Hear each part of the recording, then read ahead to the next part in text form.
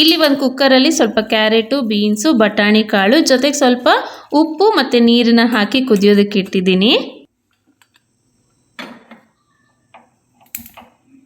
ಇದು just 2 whistle ಬರೋ ಅಷ್ಟರಲ್ಲಿ ನಾನು ಒಂದು ಜಾರಲ್ಲಿ ಒಂದು ಈರುಳ್ಳಿನಲ್ಲಿ ಅರ್ಧನ ಮಾತ್ರ ಈ ರೀತಿ ಕಟ್ ಮಾಡಿ ಹಾಕ್ಕೊಂಡಿದ್ದೀನಿ. ಇದ್ರ ಜೊತೆ 1 ಟೊಮ್ಯಾಟೊ, ಸ್ವಲ್ಪ ಕೊತ್ತಂಬರಿ, 1 ಚಮಚ ಸೋಂಪು ಇಷ್ಟನ್ನ ಹಾಕಿ ರುಬ್ಬಿ ಎತ್ತಿಟ್ಕೊಂಡು ಒಂದು ಪ್ಯಾನಲ್ಲಿ ಒಂದು ಸ್ವಲ್ಪ ಎಣ್ಣೆ ಅಥವಾ ತುಪ್ಪನ ಹಾಕಿ ಅದಕ್ಕೆ 1 ಇಂಚ್ನಷ್ಟು ಚಕ್ಕೆ, 3 ಲವಂಗ, 1 ಏಲಕ್ಕಿ, ಸ್ವಲ್ಪ ಕರಿಬೇವು, ಹಸಿಮೆಣಸಿನ್ಕಾಯಿನ ಹಾಕಿ ಉಳಿದಿರೋ ಅರ್ಧ ಈರುಳ್ಳಿನ ಚಿಕ್ಕದಾಗಿ ಕಟ್ ಮಾಡಿ ಹಾಕಿ ಬಾಡಿಸ್ಕೊಂಡು ರುಬ್ಬಿರೋಂಥ ಪೇಸ್ಟನ್ನ ಇದಕ್ಕೆ ಹಾಕಿ ಹಸಿ ವಾಸನೆ ಹೋಗೋವರೆಗೂ ಫ್ರೈ ಮಾಡಿಕೊಂಡು ನೆಕ್ಸ್ಟ್ ಸ್ವಲ್ಪ ಖಾರದ ಪುಡಿ, ಗರಂ ಮಸಾಲನ ಹಾಕಿ ಲೈಟಾಗಿ ಫ್ರೈ ಮಾಡಿಕೊಂಡು ಬೆಂದಿರೋ ತರಕಾರಿನ ಇದಕ್ಕೆ ಹಾಕಿ ಅದೇ ಮಿಕ್ಸಿ ಜಾರಲ್ಲೇ ನೆನೆಸಿರೋ ಗೋಡಂಬಿ, 1 ಚಮಚ ಗಸಗಸೆನ ಹಾಕಿ ರುಬ್ಬಿ ಇದನ್ನು ಕೂಡ ಹಾಕಿ 3 ರಿಂದ 4 ನಿಮಿಷ ಕುದಿಸಿದ್ರೆ ತುಂಬಾ ರುಚಿಯಾಗಿರೋಂಥ ವೆಜ್ ಕುರ್ಮಾ, ಅದರಲ್ಲೂ ಹೆಲ್ದಿಯಾಗಿ ರೆಡಿ ಆಗಿಬಿಡುತ್ತೆ.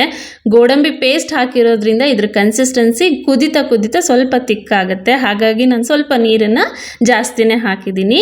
ನಾನು ಯೂಶಲಾಗಿ ವೆಜ್ ಕುರ್ಮಾಗೆ ಕೊಬ್ಬರಿ ಎಲ್ಲ ಯೂಸ್ ಮಾಡಲ್ಲ, ಇದೇ ಥರನೇ ಮಾಡ್ತೀನಿ. ಟೇಸ್ಟ್ ತುಂಬಾ ಚೆನ್ನಾಗಿ ಬರುತ್ತೆ.